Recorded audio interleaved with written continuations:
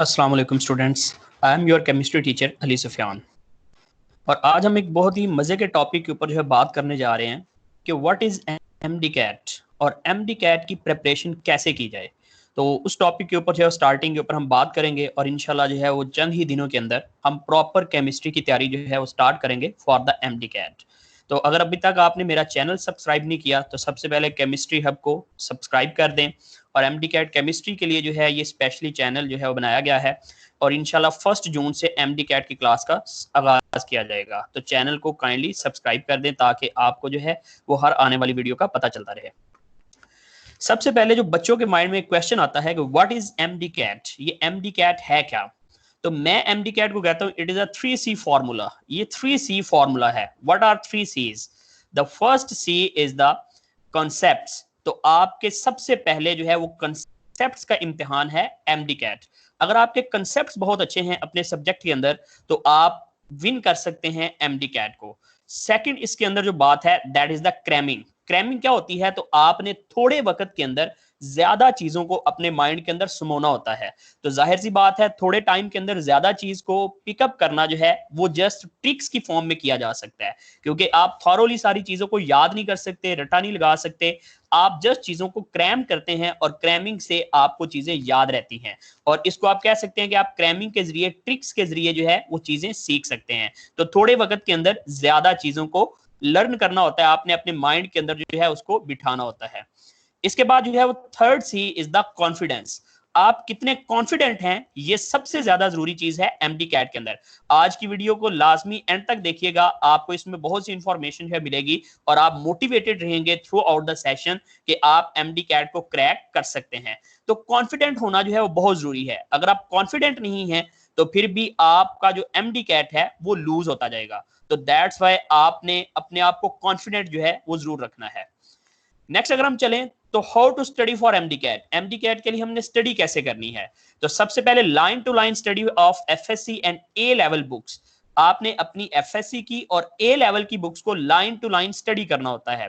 अब जाहिर सी बात है हमारे जो ज्यादातर बच्चे हैं वो तो एफएससी से आते हैं, तो ए लेवल की बुक्स के साथ उनका इतना इंट्रोडक्शन नहीं होता। तो उसके लिए फिर क्या किया जाएगा? तो उसके लिए सीकिंग गाइडेंस फ्रॉम टीचर और इंस्ट्रक्टर। जो टीचर आपको लेक्चर देगा उसके अंदर डेफिनेटली वो ए लेवल की बुक्स को भी पढ़ के आएगा और उसके अकॉर्डिंग ही आपको जो है वो लेक्चर डिलीवर करेगा। तो इस वजह से आपने अपने इंस्ट्रक्टर या टीचर के लेक्चर को बड़े ध्यान के साथ जो है वो सुनना है। तो जैसे यहाँ पर हम वीडियो लेक्चर्स की बात कर रहे हैं तो वीडियो लेक्चर्स के अंदर आपको इतनी इंफॉर्मेटिव चीजें जो है मिलेंगी कि आप एमडी कैट को बिल्कुल आसानी के साथ जो है वो क्रैक कर सकते हैं। तो दैट्स वाई आपने जो है वो वीडियो को लाजमी एंड तक देखना करना है और उसके अंदर मौजूद ट्रिक्स को सीखने की कोशिश करनी है। Practice the MCQs from past UHS papers topic wise. इसके अलावा टॉपिक जो भी आपका एक दिन वीडियो टॉपिक हो, वीडियो लेक्चर हो जिस टॉपिक के ऊपर, आप उसी टॉपिक के अंदर आने वाले प्रीवियस यूएचएस पेपर्स में से एमसीक्यू ढूंढ के निकालें और उन एमसीक्यूज को सॉल्व करने की कोशिश करें। और मैं भी ट्राई करूंगा कि आपको हर टॉपिक के साथ कुछ ना कुछ एमसीक्यूज प्रैक्टिस के लिए दिए जाएं ताकि आप उनको करें और फिर उनका सोल्यूशन भी मैं आपको जो है वो समझा दूंगा। Difficulty level in the MD CAT. बच्चों के माइंड में जो एक मिस्ट्री बनी हुई है ना, तो MD CAT is very very very difficult. तो ये मिस्ट्री बिल्कुल गलत है। एमडी कैट सारे का सारा डिफिकल्ट नहीं होता। एमडी कैट के अंदर डिफिकल्टी लेवल्स हैं। जैसे कि सबसे पहले हम देखें तो डिफिकल्टी लेवल 1, 60% जो टेस्ट होता है that is very simple and easy. तो 60% of the test is very simple and easy. It will build confidence and release pressure. अब सबसे ज्यादा जरूरी चीज ये है कि वो जो 60% सिंपल और इजी है सबसे पहले उसको सॉल्व किया जाए। तो अब इसके लिए क्या ट्रिक होती है तो ये भी मैं आपको जो है वो साथ साथ फर्दर बताता जाऊंगा कि किस ट्रिक के साथ आप सबसे पहले उस 60% पोर्शन को कंप्लीट करेंगे।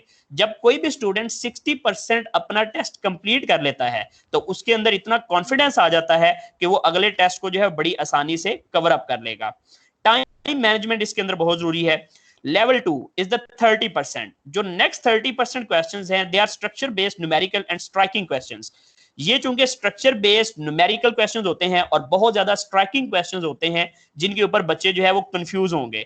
It exerts utmost pressure. ये काफी ज्यादा प्रेशर जो है बच्चों के ऊपर एक्सर्ट कर देता है और इसी 30% को सॉल्व करने के लिए आपको अपना टाइम मैक्सिमम बचाना पड़ेगा।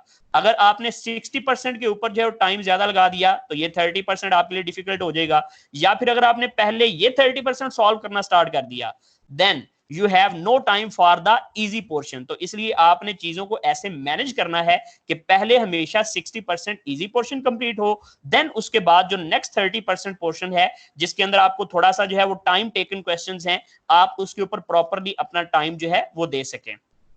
And third is the level 3 10% highly confusing questions. ये हाईली कंफ्यूजिंग क्वेश्चंस होते हैं और अगर एट द एंड ये 10% आपका पोर्शन रह जाता है तो इसके अंदर आपको ज्यादा प्रॉब्लम नहीं होती, क्योंकि ये बहुत ज्यादा कंफ्यूजिंग क्वेश्चंस हैं और ये हर बच्चे के लिए डिफिकल्ट क्वेश्चंस हैं। तो इसलिए आपने चीजों को इस तरीके से अरेंज करना है कि सबसे पहले इजी पोर्शन को सॉल्व करें, देन उसके बाद 30% मुश्किल पोर्शन को सॉल्व करें और उसके बाद इस 10% को सॉल्व करें, जो कि अगर सॉल्व होने से रह भी जाए तो आपको कोई डिफिकल्टी या कोई प्रॉब्लम या कोई माइंड में आपके ना रहे कि हमारा टेस्ट जो आसान था वो रह गया है। तो इसलिए आपने इस स्ट्रेटजी को जो है थोड़ा सा अपनाना है। कैसे करना है तो ये इंशाल्लाह अगली वीडियोस के अंदर मैं आपको बताऊंगा कि किस तरीके से ढूंढना है कि 60% इजी कौन सा है, देन 30% कौन सा है, देन 10% कौन सा है, और हम कैसे टाइम को जो है वो मैनेज कर सकते हैं। जी, तो next are the qualities of a winner. कौन विन कर जाता है एमडी कैट को? तो सबसे पहली क्वालिटी है he should be self motivated. जो स्टूडेंट है उसको सेल्फ मोटिवेटेड होना पड़ेगा, उसको अपनी मोटिवेशन खुद बनना पड़ेगा कि मैं ये कर सकता हूं। और कोई भी दुनिया का स्टूडेंट, कोई भी स्टूडेंट ऐसा नहीं होता जो इसको क्रैक नहीं कर सकता। जस्ट कमी होती है तो सेल्फ मोटिवेशन की। आप अपने आप को सेल्फ मोटिवेटेड रखेंगे तो इंशाल्लाह आप इसको क्रैक कर लेंगे। देन ही और शुड बी एनर्जेटिक। उसको एनर्जेटिक होना चाहिए, ये नहीं है वो लेजी नहीं होना चाहिए कि वीडियो स्टार्ट हुई है या कोई भी लेक्चर स्टार्ट हुआ है तो स्टार्ट के ऊपर तो वो बड़ा अच्छे से जो है वो सुन रहा है, लेकिन उसके बाद अपनी जो एनर्जी है उसको लूज करता जा रहा है और आहिस्ता आहिस्ता उसका दिल उठता जा रहा है। तो आपके अंदर ये चीज होनी चाहिए कि आपको एनर्जेटिक होना पड़ेगा। Then confident but not over confident. ये बहुत इंपॉर्टेंट है। आप कॉन्फिडेंट जरूर हों लेकिन ओवर कॉन्फिडेंस हमेशा कहीं ना कहीं आपको जो है वो मरवा देगा। तो इसलिए आपने कॉन्फिडेंट होना है, ओवर कॉन्फिडेंट नहीं होना। चीजों के अंदर कॉन्फिडेंस रखें लेकिन किसी भी चीज के ऊपर ओवर कॉन्फिडेंट ना हो कि ये हमें जो है वो वैसे ही बड़ी आती है तो हम इस लेक्चर को नहीं लेते, हमें जो है वो वैसे ही सारा याद है। तो इस तरह की कोई भी जो है वो कंफ्यूजन आपने अपने माइंड के अंदर नहीं लेके आनी। Then he should has decision power. उसके पास डिसीजन पावर होनी चाहिए। जब वो एमसीक्यू को सॉल्व कर रहा हो तो वो डिसाइडिंग फैक्टर उसके माइंड में आए और वो फौरी तौर पर डिसाइड कर सके कि ये ऑप्शन जो है वो मोस्ट सूटेबल है। एमडी कैट के अंदर करेक्ट ऑप्शन ढूंढना नहीं होता। एमडी कैट के अंदर आपने मोस्ट सूटेबल आंसर को ढूंढना होता है। हो सकता है करेक्ट एक से ज्यादा हो लेकिन सूटेबल आंसर उसमें सिर्फ एक ही होगा। तो इसलिए आपने मोस्ट सूटेबल आंसर को ढूंढना है, ना कि करेक्ट ऑप्शन को जो है वो आपने ढूंढना है। Has excellent analytical approach. उसकी बड़ी अच्छी एनालिटिकल अप्रोच होनी चाहिए, वो चीजों को लर्न कर सके, देख सके, सीख सके और उससे आगे डिसीजन मेकिंग जो है वो कर सके। और हमारी इससे जो नेक्स्ट वीडियो होगी वो इंशाल्लाह होगी on the basic concepts in organic chemistry, जिनके अंदर conjugation, hyper conjugation, resonance and inductive effect को जो है वो डिस्कस किया जाएगा। अच्छा, ये जो कांसेप्ट्स हैं इनको कहा जाता है these are the heart of organic chemistry. ये ऑर्गेनिक केमिस्ट्री का दिल है। और अगर आपको ऑर्गेनिक केमिस्ट्री का दिल समझ आ जाए तो आप समझिए आपने पूरी ऑर्गेनिक केमिस्ट्री को काबू कर लिया है।